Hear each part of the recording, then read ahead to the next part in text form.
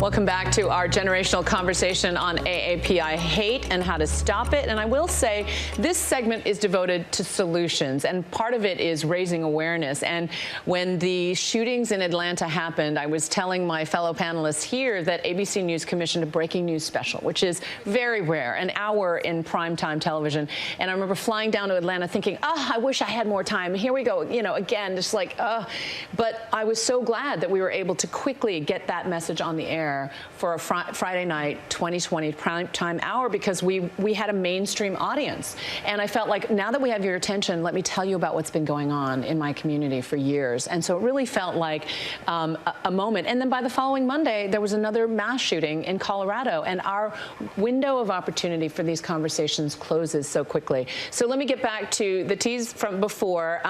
Vivien, you said that you recently came out as Asian American. But what did you mean by that? I actually joke about that a lot. I joke that I didn't come out as Asian American until I moved to San Francisco. I was just kind of, I grew up in a predominantly white suburb of Boston, and it wasn't that I wasn't Asian. I've always been Asian. You can't hide that you're Asian. As anybody who grew up Asian American can tell you that. Try as you might, you can't hide that you're Asian. But I try to downplay it. I tried to downplay it as much as I could. You bring the blandest sandwiches to lunch. You don't bring the dumplings. You don't bring the leftovers. You straighten your hair. You wear the polos, and you just don't. You don't make waves. And then you go and you all of a sudden meet a bunch of other Asian people, and you realize there's nothing wrong with being different. There's nothing wrong with having a culture and, just being with people who are like you. And it's nice. It's nice. Absolutely. I like it. I grew up sad and scared that, my family's food smelled funny or that we talked funny. And now I walk into a Korean American restaurant in Manhattan, and it's full of people of all different backgrounds, and it instills great pride in me. But this segment is about solutions. So, B, let me turn back to you, because I know that organizations like the Asian American Legal Defense Fund has been working for decades to get voter registration, bilingual ballots, access to balloting. Tell us what's going on in Georgia vis-a-vis the Asian American community, especially given that there was so much get out the vote energy around the Georgia Senate races just this past cycle. Yeah, I think it's the first time that Georgia has been recognized for, being able to build this multiracial coalition where AAPI voters are critical and important.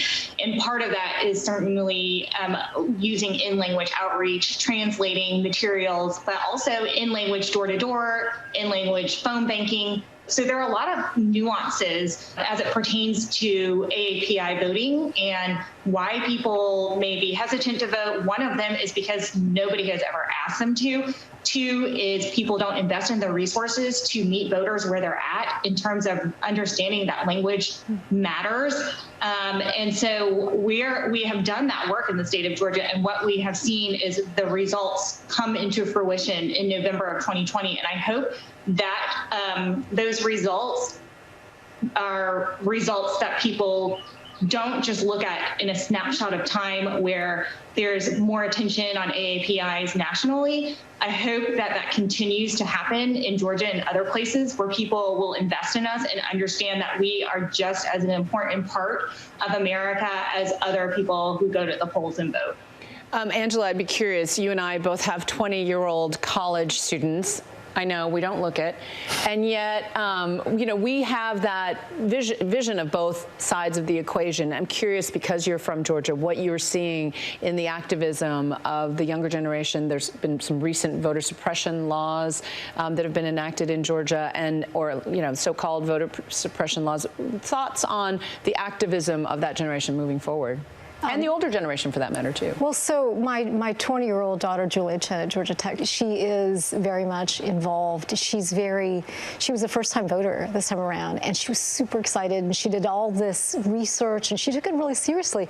And I think that there's a large class of Asian American young people who are really traumatized by the anti-Asian rhetoric. They were really traumatized by what happened in 2016. They feel some sense of responsibility that they didn't vote, and they're never going to take it for granted again. I think these kids really are a generation that will not take their vote for granted. So they are out there, and they are passionate. And I think that they're teaching people like me things, so I do think, though, that one thing I want to caution them about is to kind of approach this stuff with humility and empathy, because I think as someone who's a little bit older, I see so many different sides of these issues, and so they're passionate. I love their passionate channel all day long, but I do want them to consider that there are other perspectives and sort of incorporate them into what they're doing. Absolutely. That's such a good parental note, because I know that there is so much divisiveness that's created, and certainly between communities at times. One of the things that we've learned in the anti-AAPI hate attacks is that a full quarter of them, 25%, 1 in 4, are perpetrated by people who are undergoing some sort of mental break. And so what is that, first of all, what does that say about a disordered mind, Dr. Chang, that sees Asian Americans as a victim? But also, what does it say about the compassion and the understanding that we have to have about what is going on? What is going on? We see these mass shootings week after week after week. We see a lot of acting out that may have been happening behind closed doors, taking place on the streets. Weigh in on this for us. It's important to recognize that the mentally ill that live among us are struggling.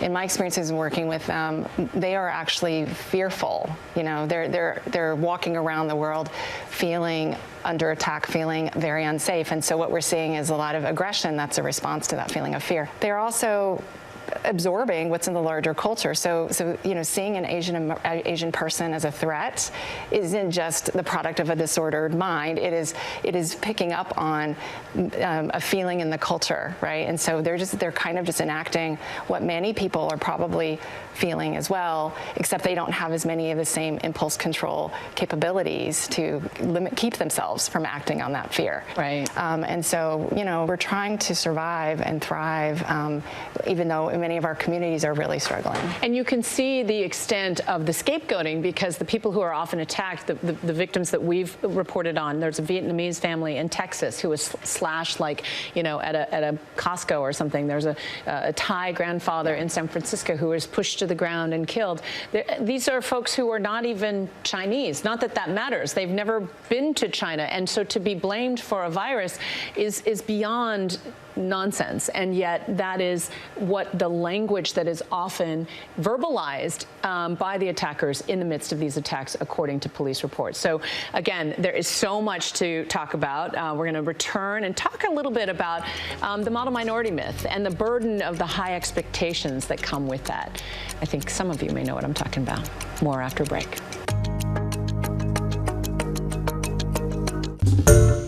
Hi everyone, George Stephanopoulos here. Thanks for checking out the ABC News YouTube channel. If you'd like to get more videos, show highlights, and watch live event coverage, click on the right over here to subscribe to our channel, and don't forget to download the ABC News app for breaking news alerts. Thanks for watching.